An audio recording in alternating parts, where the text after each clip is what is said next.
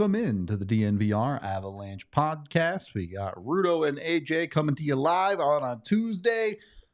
Some NHL news to talk about. I also want to talk about the future of the NHL. Before we get into all of that, obviously, some news on our end here at DNVR. If you've been on Twitter, X, I don't know what to call it anymore. Dude, just call it Twitter. Done. I will call it Twitter.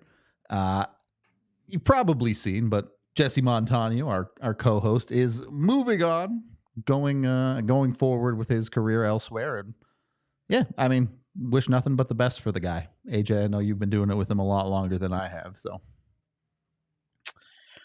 Yeah, I mean, obviously we're sad that Jesse has decided to, continue his career elsewhere. But everybody has to make choices, and do what's best for themselves. And it's funny, over the last year. Evan got opportunity over at Colorado Hockey Now, and something's coming for Jesse next, I'm sure. Yep. That's a real smart and talented dude. So no doubt he's got plans on where his fit is in the industry moving forward. So I'm excited to see what he does, and it's anytime there's a situation like this, where somebody moves on, there's always the whispers in the wind of like what's going on. And honestly, this couldn't be like any less of a dramatic exit that I have maybe ever had from a full-time employee. Yeah. It's just very like, he just felt like it was time. And we're very thankful for the couple of years that we got after he came back. And obviously I've known Jesse a long time now, and he's a great dude, and community loves him. He's very, very easy to like. And that's a quality human being. And I think that's, more than anything else, that's the hardest thing to lose off your team, is when good people move on and go in a different direction with their lives. And that I think that's the hardest part of it, is that that's one less friend that I get to see when I come into work every day. And our beat is pretty tight knit. Yep. And we're certainly going to miss him, and obviously we wish him all the best. And there's it's just all love, man. I mean, we were certainly bummed, but that's life. Yeah, I mean, when Jesse and I were talking about it, we were kind of getting nostalgic, talking about how this all started. And I said, he was talking about how it was sad to be at the end of it. And I was like, look, everything in life ends. Nothing sustains. And sometimes, most things I would say in life get taken from us. And I would say that if you can end some of the good things on your own terms and have them be positive, those are wins for everybody involved. So I love the guy, and I'm looking forward to seeing him around the rink. And we'll see, as for what's next for our beat and Avalanche coverage, we don't know yet. So we're still figuring that out. We've got time. It's August. But yeah, no, we want to send Jesse all the well wishes and all the love in the world, as he does what he's gonna do. And I'm a little sad Megan can't be on our show today to give her feelings to say her piece, but maybe she can do it on Monday. If she wants to, she's welcome to. Again, just echoing what you said, nothing but the best for the guy. Gonna miss him on the team for sure.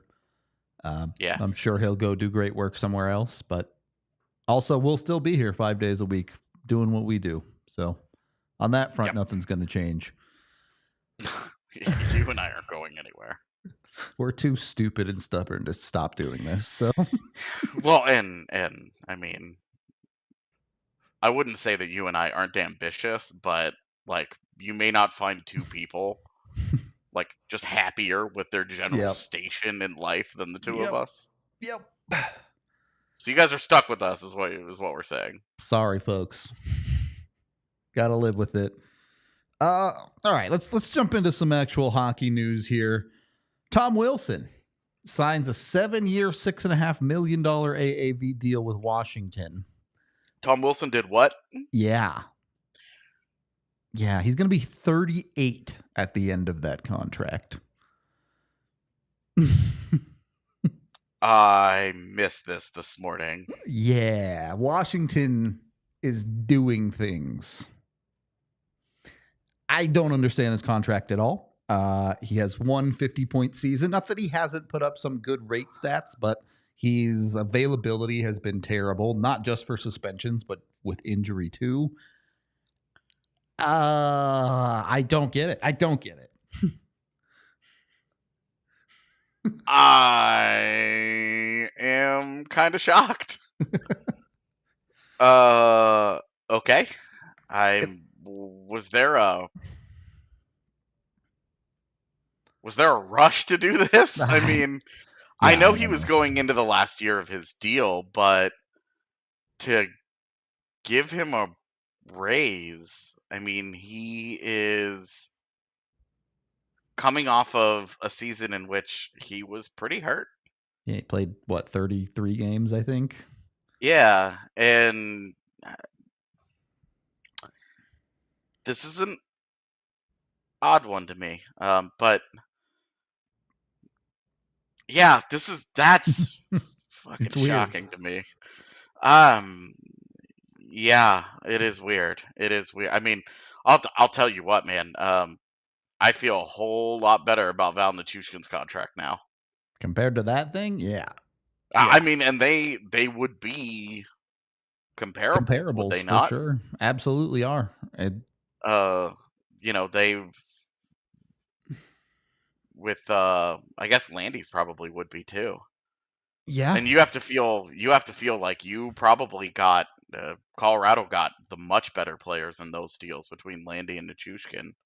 Yeah. Now, It's not even obviously, close with the Landy one, to be no, honest. Yeah. I mean, there's a reason Landy got 7 and this dude got 6, but yeah, I mean 6'5" is still like Chris Kreider got that. Yep. And I'm if like that was the number to make him stay, I could get it if it was like a 3 or 4 year deal. But you're paying him until he's 38, man. I mean, even if it was I mean, it wouldn't. I'm this missing this news. This you kind of just dropped this bomb on me, and I'm trying to process it in real time. That. And like I get it. Like Washington's in this weird spot where they're kind of just stuck in. We gotta try as long as Ovi's around, right? But Yeah, and I think another thing that we've learned is that over the course of the last 2 or 3 years, we've seen more teams become more and more comfortable just we need to get out of this deal, so we're just going to dump him for future considerations. Like more teams are comfortable just giving guys away just to get rid of money. And there's always going to be a team out there, you know, for the last I was going to say decade, but it's really like 5 or so years. It's been Arizona. yeah. But there's always somebody out there that's willing to just take on that money. And so I think I don't worry too much about the value in terms of that. But in and if he gets hurt, obviously you LTIR it and everybody moves on. But it is kind of just a strange approach to feel like. I guess I just don't know what Washington is doing. Yep. I know that they had so many injury issues last year. And I know that there were a lot of conversations about them trying to get out from Kuznetsov's deal. Yeah. But I mean, Kuznetsov only has 2 years left on it, and everybody's favorite argument of, oh, well, the cap is going up. But I mean, Ovechkin's 37, Backstrom is 35, Oshie Yeah. is 36. And then defensively, they just gave new deals to Van Riemsdyk and Nick Jensen, guys Yeah. that are in their 30s, and John Carlson's also already 33. Yep. So you're looking at them and you're like, it's not even like a going for it at this point. It's like you're just decided to get hold. Yeah, they do. Like I said, they kind of feel stuck in a lot of ways, and it's not necessarily about them being able to get out from under a contract. In Tom Wilson's case, it's what does it prevent them from doing down the line while he's still on the team. And the other question I had about this, and it's an impossible question to answer, but I saw this as one of the reasons that Tom Wilson was given this contract mentioned a lot on Twitter. What is the value of intangibles? How much can you pay for that? Because look, Tom Wilson has 150-point season in his career. The metrics wise, this contract just does not add up. Yeah, I know his underlyings are not great.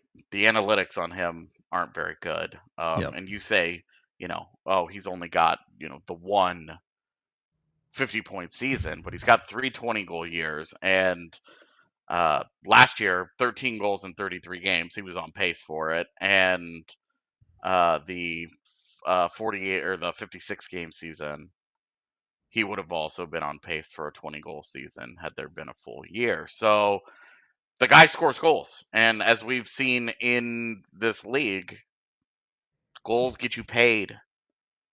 They just do. And especially a guy that brings such a consistent physical presence as him. There are very, very few players in the NHL whose physicality can be a major selling point and a game-changing aspect.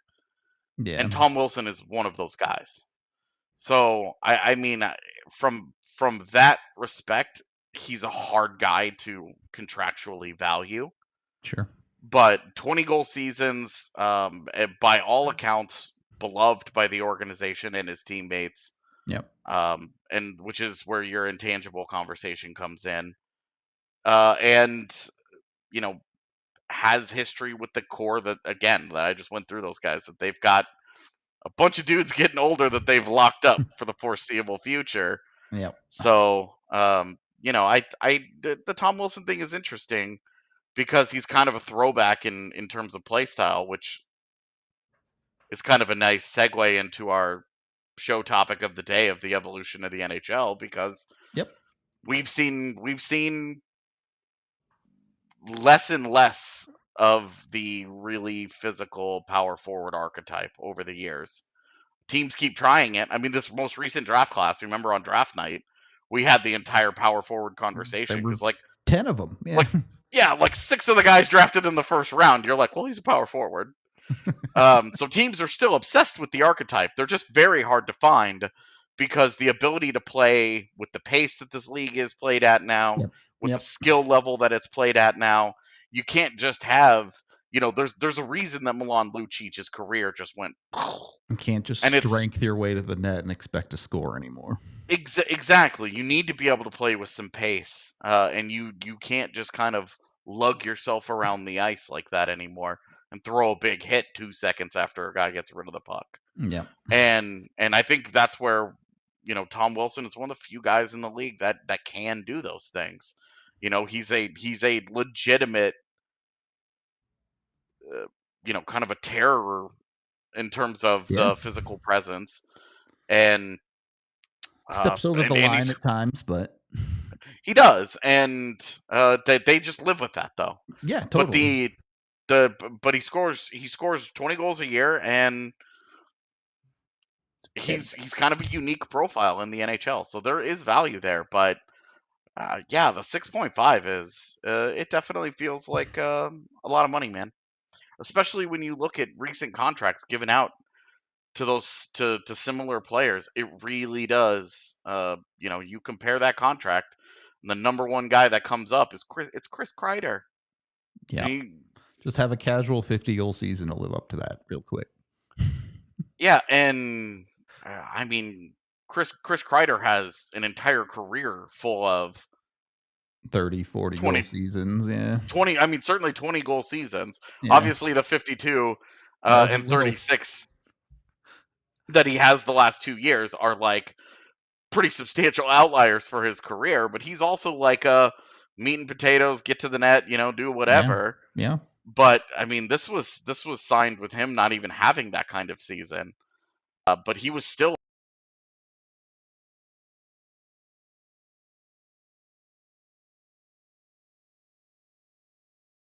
I can't hear you. Okay. Can you hear me now? Yes. Okay. Continue. You cut out for a second, and I'm assuming there was a glitch, but. Yeah, no, just that Chris Kreider was the more accomplished guy when he signed his deal. Yeah. And it's weird that Tom Wilson got a similar contract. I mean, but Val Nichushkin is now being paid less. Yep. Which is, wild. Andre Palat, like Andre Palat may not have the physical presence, but he's been a pretty big, for sure, a big time postseason player. You're talking about a 20-goal guy. I mean, is that not the expectation from Ross Colton? It is. So, I get it's not a one-to-one apples comparison. You're not talking about a guy who's been there for a long time, doesn't have the intangibles, doesn't have the physicality like you mentioned, but you're expecting 20 goals out of Ross Colton for $4 million, and you're expecting 20 goals out of Tom Williams for $6.5 million. That's $2.5 million of value that he's got to find there. Well, and the physicality is certainly a big selling point as well for both players, though. But with Ross Colton, the Avs are putting Ross Colton at center, and that is a major difference between them. Is that Tom Wilson he's a hard wing. He's not a center. Not even at all. Close to a center. Yeah. He's very line mate dependent in that way because he's just not. He's just not going to do a lot of creating. For sure. So it's pretty. I think it's too rich, but also we've seen teams value their own guys in certain ways, and he has a unique profile. And it's easier than ever to get out of bad money in the NHL. Well, and look, the Capitals are also in a place, like I get they're in a weird place of building, stuck with Ovechkin and these aging guys, but also they're 5 years removed from a Stanley Cup, so it's still maybe very much like these are our guys, and they're going to get paid because they did the thing for an organization that won their first Stanley Cup 5 years ago. So, do you think Evgeny Kuznetsov replaces Ryan Johansson in 2 years? No. Yeah, me neither. I was just curious. If they want to retain half and give him away at this deadline, we could have a conversation, but I don't think he's going to be that cheap. So, bit of a tough fit, I think, for Colorado. Given they already committed to Ryjo, they have Ross Colton as a 3C. Yeah, I mean, like I said, in 2 years, like when Kuznetsov's deal is done. Has he learned to play defense in those 2 years? Because I think that's kind of what the Avs want, is a center that can play some defense. But well, then why did they go get Ryjo? Because Ryan O'Reilly wanted to sign in Nashville for 4 years. Yeah, it's because he had Ryjo's job. Yeah, exactly. It was all planned from the beginning. Yeah. Well, it is what it is. I mean, we'll see how it goes with Ryjo. I do want to get into that conversation of the evolution of hockey, but first we are brought to you by Breckenridge Distillery, award-winning whiskey from the highest distillery in the country. If you guys haven't been, you got to go check it out. Their whiskey's won awards like 10 years in a row. It's actually ridiculous. Like, I don't even know why anyone else shows up to try and win against their American bourbon whiskey. They're just the best stuff out there. They also have award-winning gin too, so you got to give them a try, even if whiskey's not your thing. They have alcohol for everyone if you haven't checked them out yet. They're the official whiskey of the Broncos, I believe. Let me double check. It is Broncos. All right. Kale knows what's up. Oh, perfect. Yeah, sold right there. So go check them out if you have not yet. Breckenridge Distillery makes amazing stuff. Obviously, we've been partnered with them for a little bit now. They've been around since 2008. If you want to shop, they are available in all 50 states, so it's not like a Colorado thing. You can check your local alcohol retailer or go to BreckenridgeDistillery.com for home delivery of their award-winning Breckenridge spirits. Also brought to you by the folks over at Shady Rays. You can go check them out at shadyrays.com. Use code DNVR when you order, and you get 2 pairs of sunglasses or more. You get 50% off your entire order.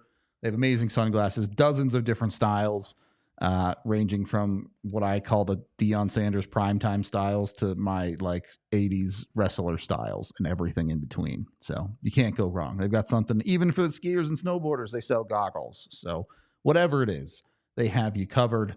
Again, check them out at shadyrays.com. Use the DNVR code, or if you're local here to Colorado, they have a brick and mortar in the Park Meadows Mall.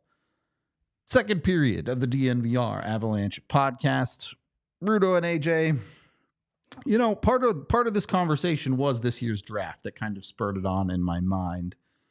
And I don't know if this is necessarily an evolution, but maybe more, are we seeing the pendulum swing too far into the everyone can be a small star, everyone, it doesn't matter what size you are, if you're skilled enough, you can make it?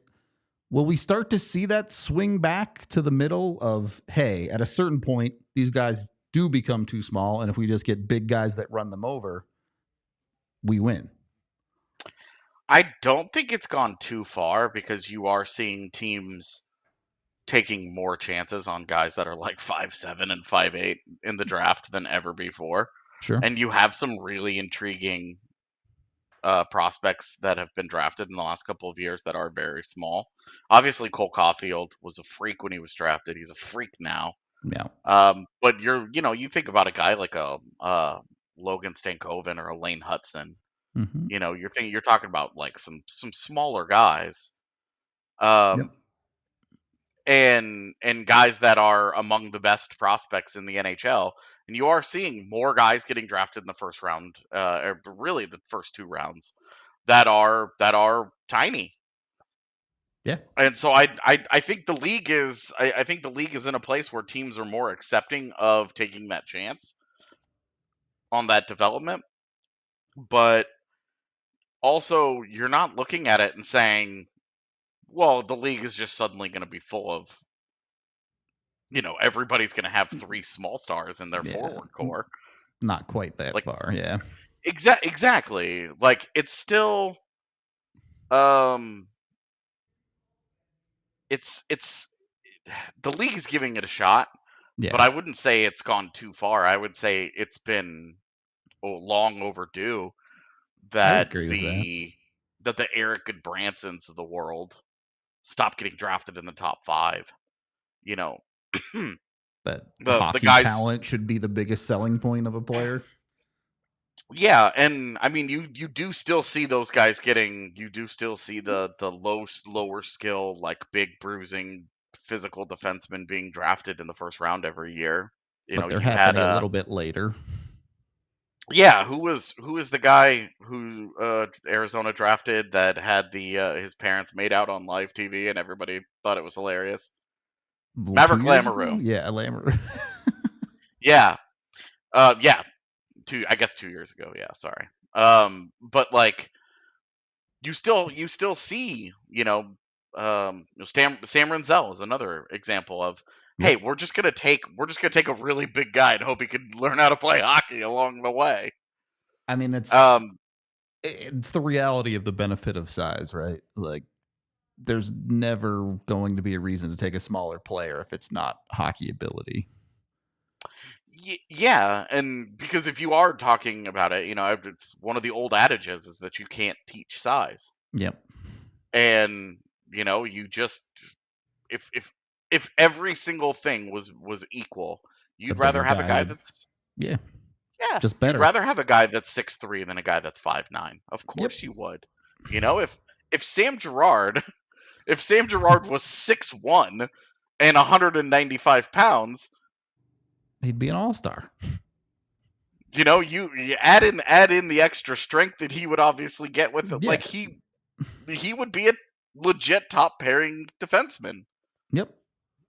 So, you know, like it can make a big difference in players, and because the league is still full of guys who are 6'2" and, you know, whatever, it is, you know, it is a thing that you have to keep in mind when you're building a roster about, oh, this is, you know, we're getting a little too easy to play against. You know, we Yeah. talked about this with Colorado's Yeah. lineup last year Yep. with, you know, when you had Alex Newhook and you have Dennis Malgin, and Ben Myers making up, you know, substantial portion of Those your lineup in a uh, game 7. other people's third lines are getting easy shifts against you at that point.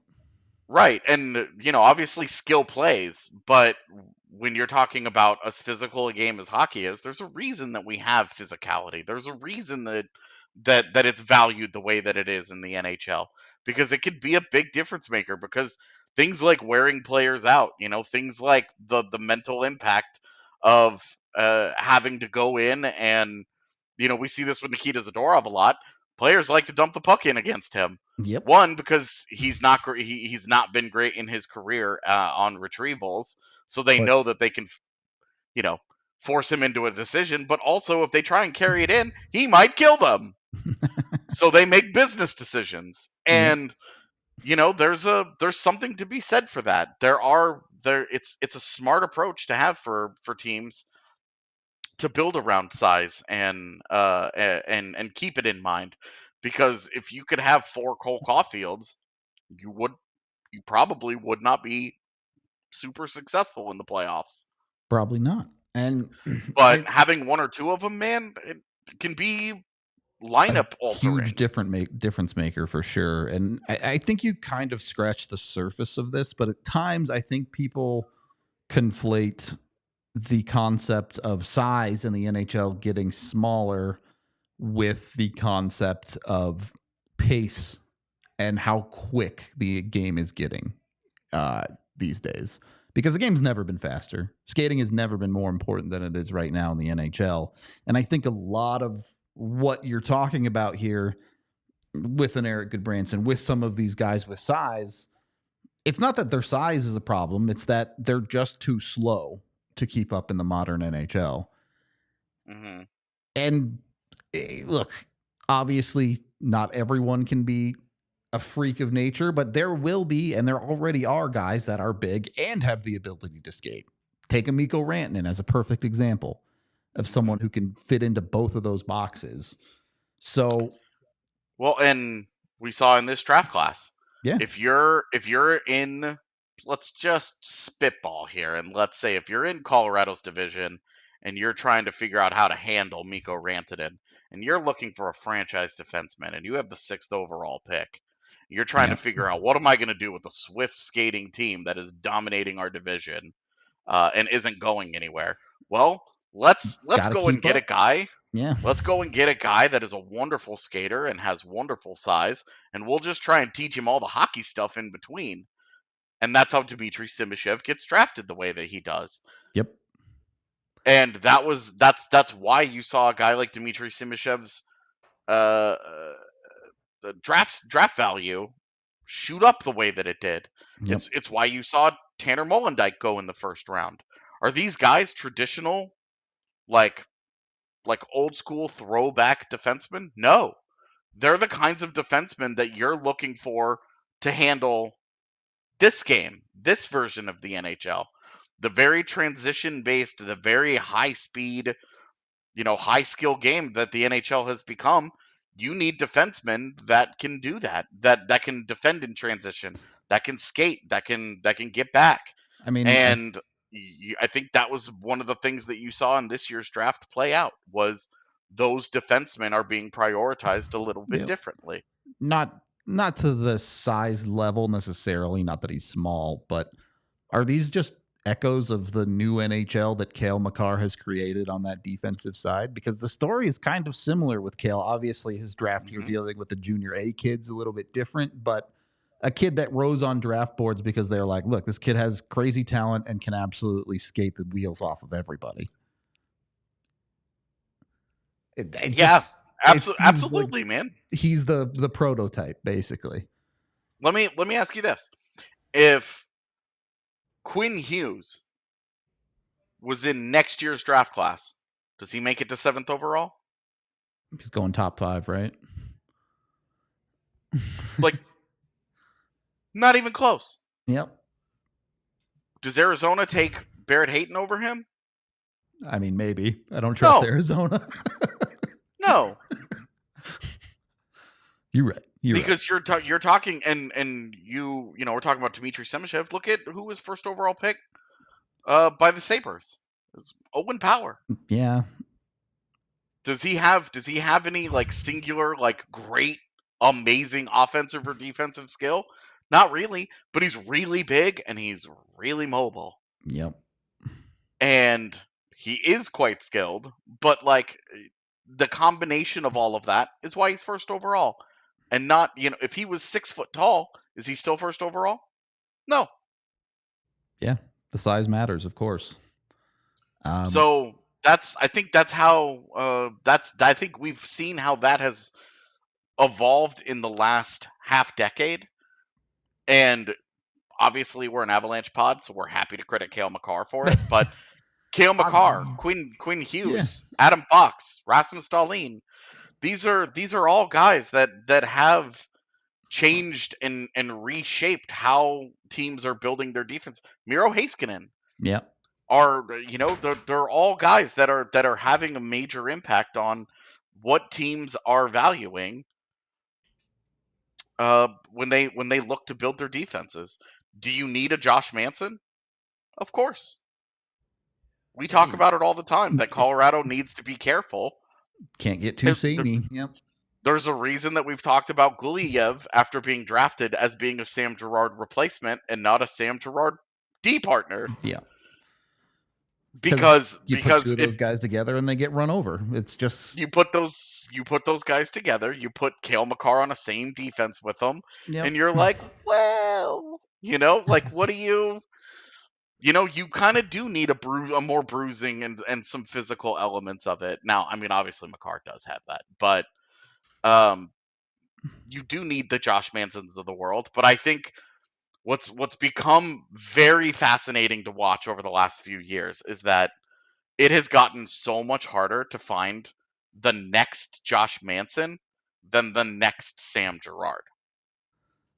10 years ago, I think that was the reverse, because teams were pouring all of their resources into finding the next Josh Mansons. And Sam Girard was, you know, like the same as Tyson Barrie, the same as John Michael Lyles, the same as Sandis Ozolinsh. You know, they were every team needs like the one guy that can quarterback your power play. You know, not everybody had a Rob Blake or a Ray Bourque that could just do everything for you.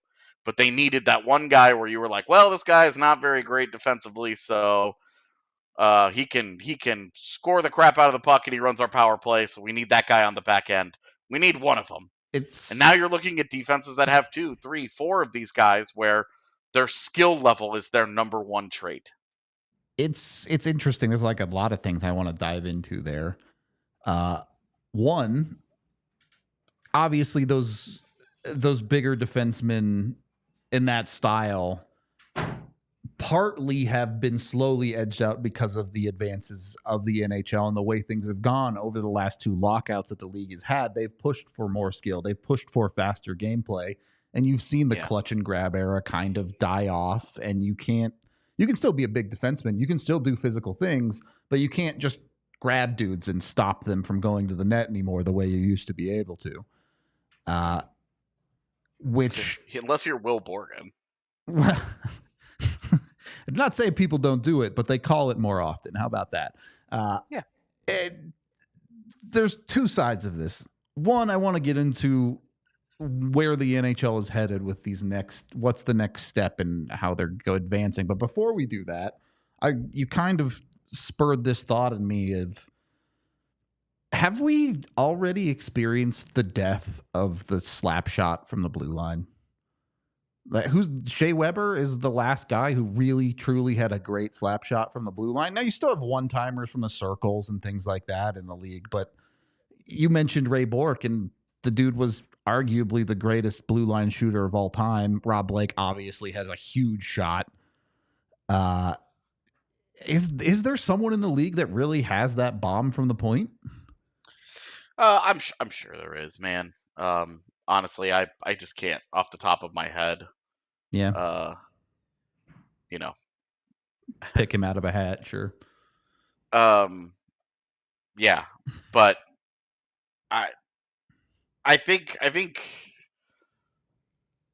that kind of that slap shot, that what you're talking about, the non one timer slap shot Yeah, yeah.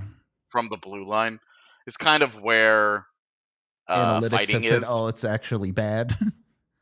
Yeah, because the expected goals on it is really low. It is. Now, obviously, shooting is better than not shooting, so teams are still happy to do it. But when you talk about, say, a team like the Carolina Hurricanes and why do they struggle as much as they do, and look at how they build their defense out. You know, Brady Shea, Brent Burns, now Tony DeAngelo's added to that group. Mm-hmm. You're talking about a lot of guys that they want to feed pucks to, and they've run their offense through their defense without having the elite forwards up front. And I think that's probably the number one flaw in their grand master plan. But I agree. The chat mentioning Evan Bouchard here. What makes guys like Evan Bouchard so effective offensively is that they're getting in from the blue line. These shots are coming from the circles. They're coming from deeper into the zone. Yes, Bouchard's got a great shot, but I can't think of someone that really blasts it from the blue line anymore. Yeah, it's funny. Now I feel bad because Ryan Pulock has a freaking missile. There you go. Like that guy can bomb them. Doesn't do it a lot, but whew. So I remember, but that was like the thing. I like fell in love with it during his draft year, and watching him with the Islanders. It's like every time he unleashes it, I'm like, yes. So maybe it's just more not often enough. something that there just isn't room systemically in the NHL for as much as something that players don't do anymore. I don't know if it's I mean, it might be. It's kind of like both of them, right? Like it's. I mean, they go hand in hand, but yeah. Yeah, it's a thing that you know that analytically they're not as valued, so they're less valuable in that way. So there's going to be more emphasis on, hey, don't do this. You know, one timers are always good because they're a little bit different and they involve movement.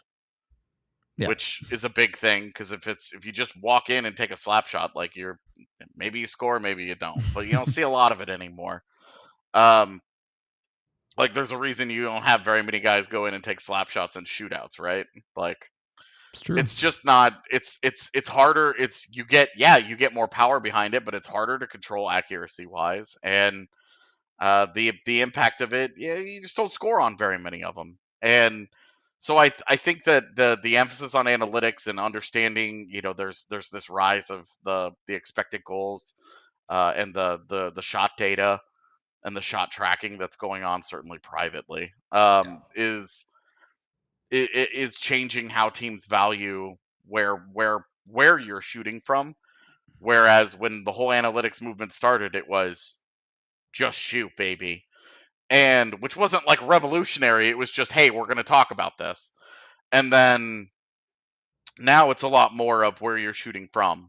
So I think that's helped devalue it a little bit, which again plays into the evolution of how defensemen are valued and scouted and prioritized, because guys with great vision, guys with great wrist shots, guys who can locate a puck versus like a big one time. Like Cale Makar is a 20-goal guy, and it's not because he's got this big bomb from the point, it's because he can pick a spot. And when Gabe Landeskog was still healthy, he had so many tipped goals because Cale Makar could pick a spot and Gabe Landeskog could go in and get a stick on it. And it was like this sweet, harmonious song. I would argue not just be able to pick a spot, but either being able to recognize the opening in the ice or create an opening in the ice. Cale Makar is one of the best shooting lane creators in the NHL. Obviously, everyone loves his shimmies at the blue line, but he understands when and where to walk into open space. And that's why he's a 20-goal scorer, is because he's shooting from inside the circles while other guys are shooting from beyond them. Yeah. It matters a lot. And I do think that is a really good point to bring up, in that more than ever, teams have understood, even if you're not a believer in analytics, meat and potatoes hockey. Get to the front of the net, see what happens, right? Turns out you score a lot more in the front of the net than anywhere else. I don't understand at this point how you cannot be some level of believer in analytics when all it is just data from what happens in the game, informing you and giving you a more precise idea of what has actually happened. Yep. I'm with you. I we're very into analytics, but there are still some people that aren't, for whatever reasons, and I think you can still make a valid argument even without analytics for doing things like getting closer to the net. Anyway, we are brought to you by Illegal Pete's. You can go get your delicious burritos at 11 different locations in Colorado. They also have a fantastic happy hour from 3 to 8 p.m. every single day, which you got to go check out. You can get tacos and beer like you see in the picture right there, or, their famous margaritas, which everyone absolutely loves. So go check them out. Again, there's one location just a couple blocks from the DNVR bar, but 11 across Colorado. So if you're local, there's one near you. Get a delicious burrito. Enjoy yourself at Illegal Pete's. And then go get yourself some sports merchandise, licensed apparel, bobbleheads, you name it, from foco.com. When you head over to foco.com and use code DNVR, you get 10% off your order and free shipping. So be sure to jump on that with the DNVR code. Whatever team you fancy. It doesn't even have to be a Colorado team. If you like some other random team across the country, I don't know, maybe even if you're a Red Wings fan, you could use it. I don't really want to talk about Red Wings fans, though, so I'm going to move on with my life. Foco has all the sports apparel you need, even if you want like Crocs, something like that. They've got you covered with Avalanche Crocs, Nuggets Crocs, Broncos Crocs, you name it. They've got all sorts of stuff. Go check them out. Look at the bobbleheads. They're dope. Foco.com. Use the DNVR code. Third period of the DNVR Avalanche podcast. AJ, I'm going to give you an open-ended question, and then we're going to have a conversation that I think certainly at the office we've had before. First, what do you think is the next significant evolution of the NHL? I think it's hard to say because, well, I mean, obviously predicting the future is generally pretty difficult. But I think it's hard to say because I think we're still in the midst of the last one. I agree. We're still in the middle of the small star revolution, and so we don't know what the next step of it will be. Where, there's more smaller players than ever. Do they 5 years from now, do NHL teams go, okay, these small guys are good and they're skilled and they can play, but they're getting hurt all the time? Yeah. Where do you draw the line with Yeah, kids? and so, hey, we need more durability. So we're gonna reshift our focus back to how we used to do things. We're gonna look for guys who are no shorter than 5'10" and stocky builds, maybe less skilled naturally, but that's what we're after. So I'm like, maybe that's where we are, man, because I don't know where the next evolution is.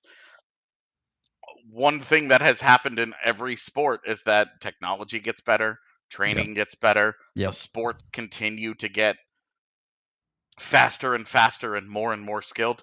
What we think of as high skill today could be a goddamn joke in 20 years. Yep. When I'm sitting at a retirement home being ignored by my family when I'm 65 and demanding that they put hockey on whatever device I'm using to watch hockey at that could point, be unrecognizable. the game could be unrecognizable the way that the game is unrecognizable when we go back and watch games from the 80s and are like, everybody sucks. That could happen. I do think at a certain point you do start to hit diminishing returns as humanity in general starts to push the human limit of what's like physically possible. But yes, that could happen. I think there are a couple other sides of this. One, yeah, we do have more technology. Brecton kind of getting at it in the chat. Could we see a referee revolution? Not in a complete change of the rules or anything like that, but electronic systems put in place that call penalties more consistently. And some people won't like that. There are things about that people will be very annoyed by. But if you have a system put in place that calls the same penalties the same way every single time, it's something that players will adapt to at some point, but it may change how the game is directly played because of how those penalties get called. Is that in the immediate horizon? I seriously doubt it, but maybe it's an option. And then the other thing that I wanted to get into, look, obviously all Avs fans, I think, are extremely familiar with concussions and concussion protocols, given the number of players that they've had to deal with significant issues of that. Bowen Byram, Connor Timmins, Joey Hishin, Jesse Winchester, the list goes on. Cale Makar last year. We're starting to see younger leagues remove hitting entirely. The women's leagues already essentially have limited to no contact. Is a reduction in the physicality the future of the NHL? I think both you and I probably are against this generally when it comes to clean hits and things like that. But is the future inevitably a reduction in some of that in the NHL? I don't know if it's a reduction of that rather than it is an increase in the quality of helmets that get used. Okay. Because we've seen football grapple with this problem as well, Yeah. where the technology of football helmets has come A long way.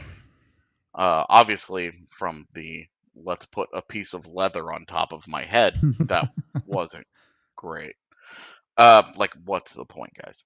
But even in the just in our lifetimes, that technology has come so far, and the added with the visors being being required. I do think that increasing the quality of the equipment is probably the next step there versus a league that sells itself as a physical league being willing to just be like, well, open ice hits are now no longer a thing. Yeah, They're already I pretty wouldn't dramatically reduced, expect it to but go that far. yeah. So I don't think I guess I just have a hard time seeing there being much of an appetite for those kinds of changes versus uh, what feels a lot more realistic of it being more about the equipment and making doing a better job protecting the players just in terms of what they wear. I think that's a fair argument. Certainly with the helmets, especially, there will be improvements there. I do wonder. People have talked for years about allowing the bear hug rule when it comes to people up against the walls to prevent things like boardings and stuff like that. I do think somewhere down the line we may see some reduction in things like that, but not necessarily. That isn't necessarily a reduce in physicality. It's just how it's executed. I suppose that's the difference. Yeah. One area where I do think there is going to be a revolution, it's going to be a viewership revolution. I think that what we're seeing in streaming is Arizona, coming, right? Like it not just streaming, but the whole TV rights deal things. Sure. I think as TV continues to kind of exist on shaky ground, and as companies like Apple and Amazon that have cash reserves for 65 lifetimes, uh, keep trying to get into live sports. Even YouTube, Yeah, all trying to get into the live sports space, knowing that it's incredibly lucrative. The continued infringement upon that, I think, will be a revolution of sorts. it's a good call. And also just the lack of blackouts. Oh, The please. Because I think the lack of blackouts will lead to a rise in It, streaming. that's a genuine game changer. Like, great call. Yeah, yeah. And So I think we're on the precipice of a viewership revolution yep, already. I think wasn't even a topic I had on my mind today, but I think you're exactly right. That is very likely the next big thing in not just the NHL, but in all sports, to be honest with you.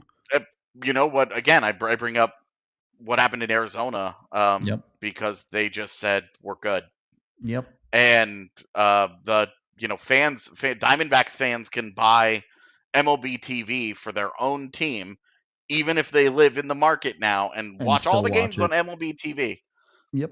And because I would buy MLB TV every single year to watch Oh, Rockies games, absolutely. but because I live in Denver, Yep. You I can't. mean, It's it's blacked out. look, when I'm in Studio C, it's great, but when I'm in Denver, I pirate that shit. So does So everybody else. yeah, because I am not going to pay for cable. Yep. So it's I think it's I think you're right in that it is a game changer, because the big argument about television rights, and certainly the altitude Comcast Yep. carrier dispute, is driven around, oh, well, my mom and dad, who don't know how to do this, just want to sit down and turn it on. Well, if all they have to do is sit down and turn on their TV, they've certainly learned how to use apps by now. Right. Everything is a smart TV now. Well, So all you have to do is just go hit the MLB thing, or in this case it would be the NHL app, and then you just pick you well, pick your team and you watch the game and you're and done. and for people that are a little bit less internet digital savvy, right? They're a generally intelligent thing to do is to avoid questionable websites if you don't know what you're doing. And that's how Yeah, you totally. have to be able to navigate that right now to do things like watch Avalanche hockey in Colorado. Yep. So it's very hard for casual fans to be willing to put in that amount of effort. And I say this as often as I can. Casual fans are how you grow sports. Casual fans turn into hardcore fans when they start watching more and they enjoy it and they decide a team and they fall in love with a player and all of this. And if you're not bringing in casual fans, if your sport isn't easy to access, the only person you're hurting is yourself. So maybe there it is. That's what the NHL needs to do better. Allow access to their game with better streaming, remove blackouts, things like that. Maybe that's the next revolution. I do think you and I would agree. The game is great. Oh, it's amazing. On any given night, we can sit down and fire up Multiple bangers. Yeah. whatever game I would like to pick and watch. And there's a better than 50% chance that I'm going to watch a very entertaining hockey game. Yep. The game is in a great place right now. It can get better. It's not perfect. There are plenty of frustrations, but just sitting and watching an NHL game right now, it's a good time. Obviously, I'm biased here, but I have a wonderful time with it. I think the sport has evolved in a very entertaining way, and I'm very thankful for that. Maybe the biggest thing that we can do next, and you're right about this, is just open up the doors. Yep. Make it the easiest sport to access. Yep. And let the people find your game. Exactly right. Think that's a good place to start wrapping things up. So we are brought to you by Breckenridge Brewery, the official beer of DNVR. For summer, it's got to be the Mountain Beach Sour. Go check one out for yourself. Absolutely delicious. Of course, they have dozens of other flavors. They have a beer for everyone if you like beer. So go check them out. Available in all 50 states. You can use the Breck Beer Locator online at breckbrew.com to find it near you. And if you're local, we got 8 different kinds down here at the DNVR bar to come get on tap. Beyond that, we got TDSP coming this afternoon, talking some what ifs, including some Avalanche ones over the last 5 years. So I'm sure you guys can think of a couple there that we'll be talking about. August 18th, if you're local, we're doing a live show down at the bar. You can come say hi, do a little meet and greet with Megan and I, who will be there for that show. So, yeah, come say hello. It's been an enjoyable show. AJ, anything else you want to add to this one? It's Friday. Yeah, I know. I was so off. I called it Tuesday at the start of the show, and it's a Friday. So at least that's a win for me. So during the summer, I did this last week, but fun fact Friday. Oh God, here we go. I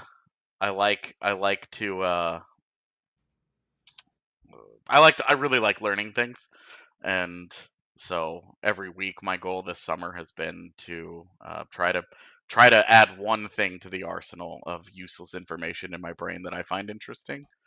And this week it was that astronauts grow taller in space. I guess that makes sense because the lack of gravity. Yeah, I just thought, oh, I'd never thought about it. Yeah. That's so cool. It's the perfect fun fact.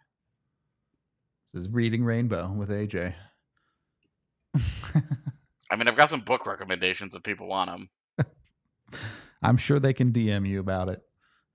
They can. There you go. You can always hit us up on Twitter. Use our personal accounts. We don't reply to the DMs on the DNVR Avalanche account very much. Yeah. If you're trying to contact us, personal accounts are better. But give us follows, like and subscribe here on YouTube. That always helps us out a ton. If you don't like the video format, we are available in podcasts as well on Spotify, Apple Music, all the other weird ones that I always forget the names of. Anyway, we're going to get out of here for the day. We appreciate all of y'all a ton. We will be back on Monday. I don't know. It's the middle of August at this point, so who knows what we'll be talking about on Monday. But we'll be here, and we will see you on the next one.